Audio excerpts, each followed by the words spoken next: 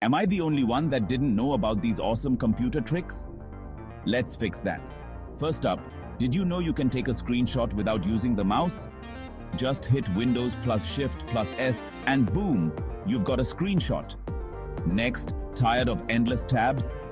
Press Ctrl plus Shift plus T to reopen that tab you accidentally closed. Trust me, it's a lifesaver. And for a quick way to lock your computer, just press Windows plus L.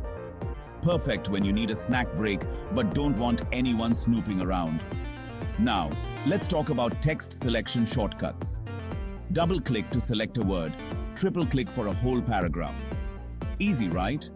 Lastly, ever wondered how to quickly find a file? Hit Windows plus E to open File Explorer. Now, navigate like a pro. There you have it. Simple, effective, and totally useful computer tricks. Give them a try and impress your friends.